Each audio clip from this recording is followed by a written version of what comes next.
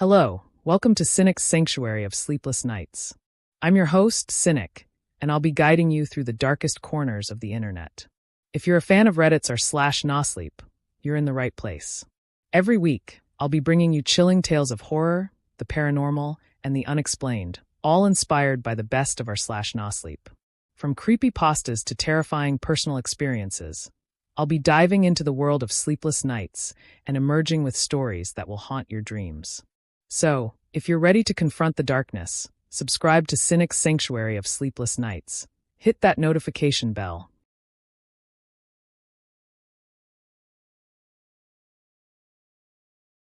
The dogs howling outside my house keep scaring the kids. Now they're claiming the dogs are making faces at them? I am a single mother taking on the challenge of raising 2 children in the middle of nowhere. My youngest, Ruby, is 4, and my eldest, Jade, is 7. Sometimes, I feel like our presence isn't enough to fill the 2-story farmhouse we live in, surrounded by never-ending fields, pierced by a single road, our connection to the town nearby. I could never leave the property. The family business relies on the farm, and my job is to keep it alive and going.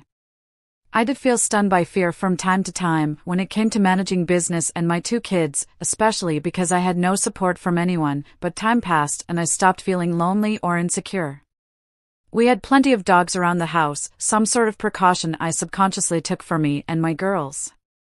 I felt like, if anyone were to come near us, the dogs would keep us safe, since they'd be trained to bite, scratch and scare away anyone but the 3 of us. Their barking was our alarm, but we usually had nothing to worry about apart from animals or friends passing.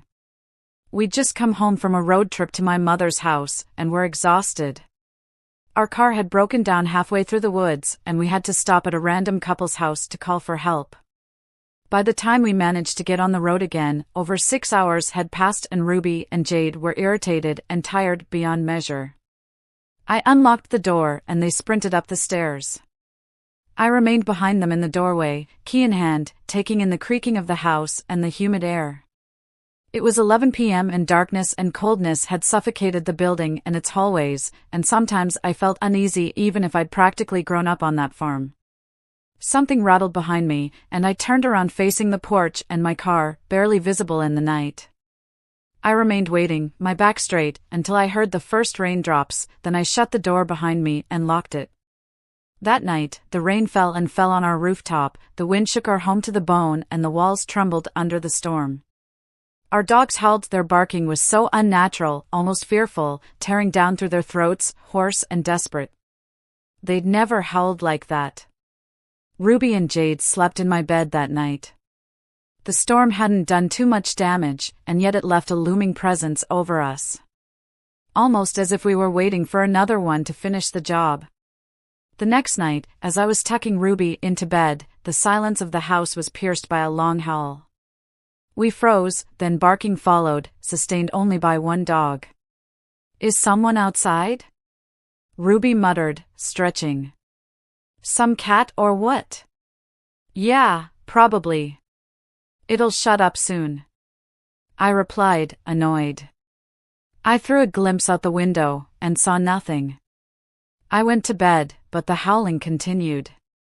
I hated those occurrences when one of our dogs decided on a random night to just go nuts at whatever the hell he fixated on.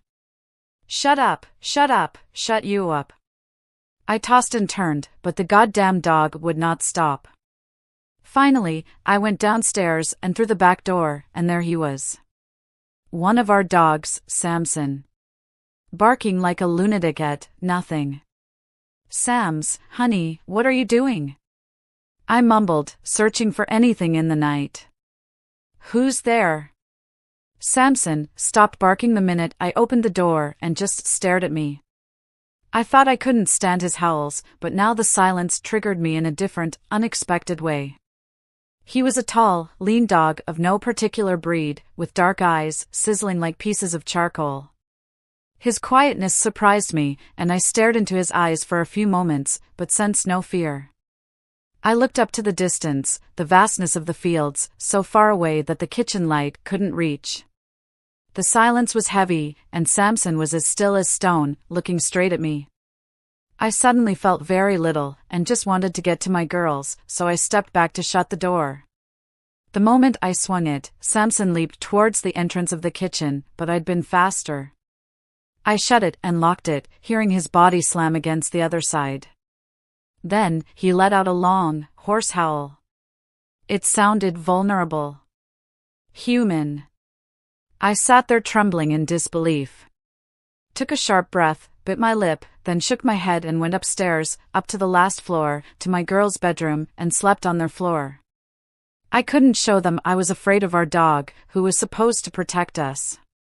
Days passed after that incident and I almost forgot about it. Even though I found myself to stare a bit longer at Samson, he didn't follow up with anything peculiar after that night. I dismissed the whole thing and focused on other problems, since I had plenty to pick from. I think 2 weeks had passed after that, when a cold, slippery hand woke me up in the middle of the night. I opened my eyes to greet Jade, on her tiptoes, looking down at me, unsure of what to say. Why was she still on her tiptoes, and whispering? She'd already woken me up, and Ruby was right behind her. "Mom, the dogs are howling again." This time, it wasn't just Samson. The howls formed a hoarse, crying mess that bounced off our walls and echoed into the darkness, and it wasn't just annoying, the way you'd throw a shoe at a dog barking at the moon, but plain disturbing. They were desperate, eating into the silence, hungry for screaming, for crying, for mourning. I stood up and rushed to the window. Something had to be around our house, passing, or maybe a burglar had studied our farm for the past weeks and was slowly making his way in. Our home was big, and dark thoughts began racing into my mind, thoughts of shadowy figures looking for my girls, my money, my home. "They've been howling 4 days, Mommy," Jade mumbled. "You can't hear them 'cause you're sleeping all the time, but they're there and they won't stop. It's scary. I can't sleep." I hushed them and told them to sit still in my bed, as I closed the bedroom door and tiptoed to the ground floor. Our dining room had 2 large sliding glass doors, and at night it felt like our whole wall was missing, and you could see straight into the cornfields. It was moments like these where I was fully aware of how small we were, and how isolated. Around us, acres of land spilled into the woods, blending into the pitch-black sky, and a never-ending darkness surrounded my home. What could I even do? Even if someone was trying to break into my house, could I just call the police and tell them that the dogs are barking, without even identifying an intruder? As I approached the doors, my head spinning, I made out the silhouettes of 3 out of 8 of my dogs. Among them was Samson, and they were barking like crazy. I slid one of the doors open and, just like the other night, they stopped barking and just stared at me. I stared back like a fool, not knowing how to react. Other dogs were still howling around the house, but Samson, Penny and Jack were still, looking at me calmly, their eyes too human, too tamed. Almost as if they knew something I didn't. Before I could close the door, Samson let out a low, hoarse growl and stepped back, then all 3 of them left. I heard their howls from the left side of the dining room, and I sat and listened for a few seconds, shivering in the cold night and holding onto the glass door like holding onto a lifeline. I was hoping I'd hear something else, like footsteps, or a voice. Something human, that would justify my animals acting so strange. I closed the door and locked it, my eyes half closed from the tiredness and my throat dry. I had no idea what to do, and I felt the pressure of my actions as a mother, aware of them affecting my children's lives too. As I got to the 2nd floor, I noticed my girls had shut all the doors and found them sitting still in my bed, wide-eyed. "Are you okay?" "The dogs are just going crazy at these cats outside." "I'm sorry, I know how scary it can feel, but it's all right, I promise." "Do you want to watch some TV?" They didn't answer, but stared at me. I took it as a yes, and we eventually fell asleep huddled together. The next night, I was awoken again. This time, by Ruby. Her tiny silhouette was shivering from the cold, and her eyes were bloodshot. "Ruby, are you crying?" "Mommy, we looked out the window." "What did you see, honey?" Were the dogs being bad again? The dogs were making faces at us. A long pause followed, where I shifted my gaze from Ruby to Jade, raising my eyebrows. I understood the howling scared them, but I didn't know it had slipped into their dreams, too. "Did you have a bad dream, Ruby?" "No, Mom," Jade replied. "We heard the barking and I looked outside for the cats, and Sammy and Max were out there, and they raised their head and looked straight at us. Yeah, and their eyes were really wide and they were laughing at us." What I managed to understand from their overlapping descriptions sent a shiver down my spine, and my neck tensed up all of a sudden as my throat began to dry up. Jade had said the dogs had raised their heads up to look at their window, and their eyes were really wide. Their teeth were bared as if they were smiling, and they looked, as Jade said, like funny masks. Ruby, on the other hand, chose to mimic the face they'd made. She grinned at me, then raised her eyebrows as high as they could, then let her head fall back, lifting her face toward the ceiling. "I didn't want them to see me like that, Mom. To look at me like that. I didn't want to alarm them more than I already had, so I told them that it might have been the moonlight hitting weird and that I would check it out." I followed them to their room and looked out the window but saw nothing. The ground was bare, and nothing moved outside. Not even the wind. I barely managed to get them to sleep again.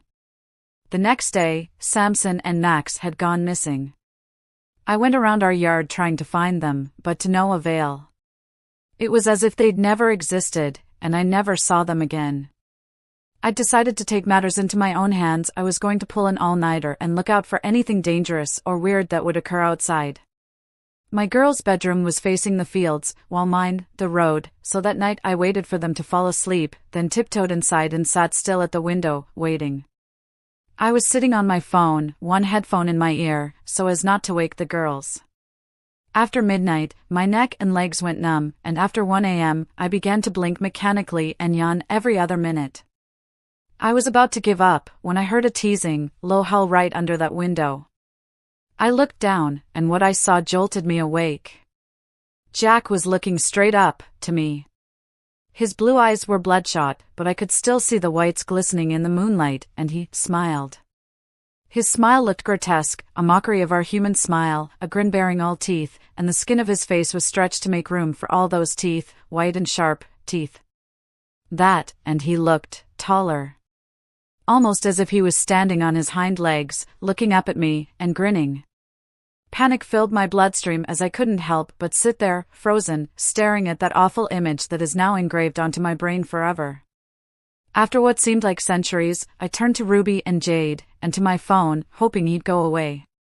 I knew there was no way he could get into the house, and I knew that the next day I would call the police. When I looked back outside, he'd disappeared. The next day, he'd vanished off completely. I'd been left with 5 of my 8 dogs, and I was beginning to fear that the 3 missing had never truly gone away. I feared they were nearby, waiting. I didn't know what they waited for, and I didn't want to give the weird shit that was going around my farm the chance to hurt us. I called the police. When they came, they looked everywhere. My house, my barn, the stables, the basement, the attic. They had found nothing, and were now looking at me compassionately, as if I was some crazy lady who got spooked by living alone. I had nowhere to go, and I couldn't leave the farm, so I stayed. Last night, I was downstairs, playing with Ruby, while Jade was watching TV. Ruby asked for a glass of water, and I went to the kitchen to get one for her. When I came back, I told them that night, they had to go to sleep earlier. They complained, but I managed to get them upstairs. "Mommy, why are you sleeping with us here? There's no room. I'm just cold. Come on, we'll fit into the bed." As I lay with them, my mind raced through the events of the night. How I'd double-checked the locks on all doors and windows. How I'd texted my mother, telling her we'd leave first thing in the morning.